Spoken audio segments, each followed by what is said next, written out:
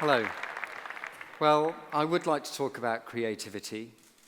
I want to talk about how do we ignite creativity, and once ignited, how do we nurture that creativity?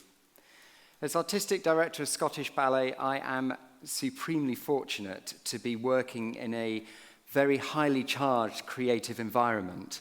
That's either with our very talented dancers, it can be with visiting choreographers, with composers, with designers. All of these people at the top of their game and are consistently creative. Some have more creative days than others, but that's to be expected. So I was quite interested to work out how do we continue to create new work. Within Scottish Ballet, we have very creative dancers, but not all of those dancers want to become choreographers and to make new work. So I decided to set up a dancers, choreographers group. And this choreographers group would enable them to explore their creative side, to create new dances, and it would be predominantly for each other. Now, these dancers work incredibly hard. They are essentially elite athletes. They work from 10 in the morning till 6:30 at night, every day, 6 days a week.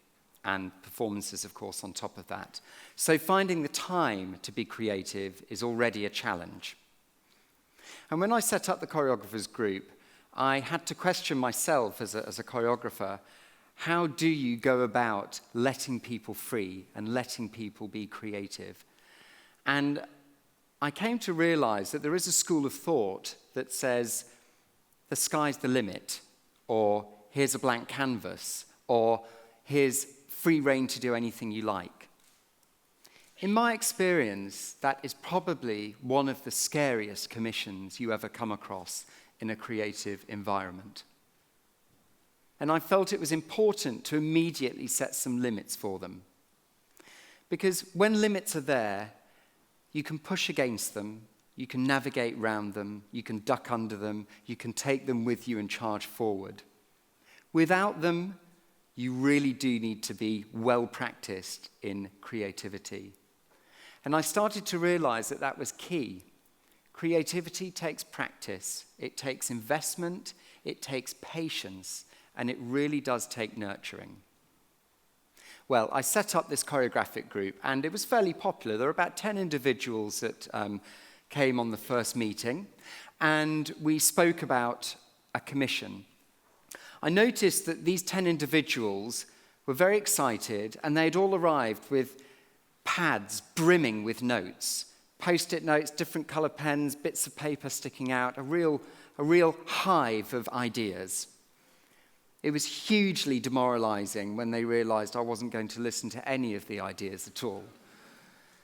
Instead, I said to them, you're going to have a commission, and the commission is a solo for a man. It's to last 1 minute, and I'll see it in a week. They weren't that impressed, if I'm really, really honest. I had one choreographer saying, where am I supposed to find music that lasts a minute? Who said anything about music? Do it to silence. Do it to the shipping forecast. That's about a minute long. Another one said, well, what about my idea? I had this idea for 3 guys and this girl, and I just said, well, ideas are for free. Just park that idea and have another one, because that's the commission. Anyway, a week went by, and I saw the results, and they were great.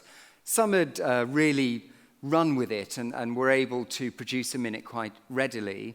Others found it more difficult and had said a minute was too short, but when they came to it, a little bit like public speaking, a minute felt like an hour. But they did do the commission, and they were starting to learn to work within limits. So, second meeting came along, and there was another commission for them. I noticed that there were a few less notepads at this meeting. I think they kind of knew there was a commission coming. And the commission this time was a solo for a female, lasting 1 minute, and I'll see it in a week's time. A little bit less displeasure, but they, again, were still wanting to do their work that they'd planned. On showing these second solos, I noticed that one choreographer, her name's Sophie, she'd used the same piece of music that she'd used for the male solo, for the female solo. And in the feedback session, one of the other choreographers said, "Are we allowed to do that?" And I started to notice that the group were focusing on what they couldn't do, not what they could do. The limits set were actually very easy. It just prescribed the number of people and the gender and the duration of the work. They weren't seeing that it could be clothed any way they liked. They could present it live. They could present it digitally. They could use no music. They could use props. They could use a sculpture. They could use text. They could mix movement and text. It was quite an interesting dilemma they were facing, how to navigate the limitations.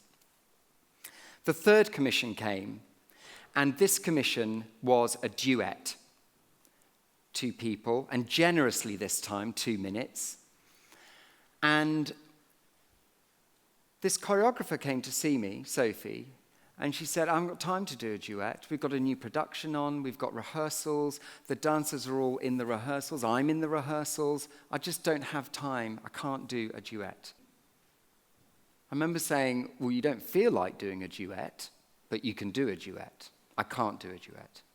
I haven't got the time. They're too tired. What am I going to do?" So I waited very patiently, and I waited, and I waited, until she realized that in using the same music for the male and the female, she had a duet already. She didn't have to create one at all. And there was the ignition, there was the moment, the spark of creativity. Everything that had gone on in the studio was, of course, creative, but I'm talking about thinking creatively, finding your way round a solution and coming out with a very unexpected result. This unexpected result turned out to be one of our most successful duets that we have. It was presented later that year at the Edinburgh International Festival in our award-winning 2013 season there. It then became part of Scottish Ballet's main repertoire in autumn, and I'm delighted to say that this autumn, 2015, Sophie will be giving a world premiere with the main company. That's really exciting. But even more exciting, I thought I could share with you this evening Sophie's work, Oxymore, her 2 solos that became a duet.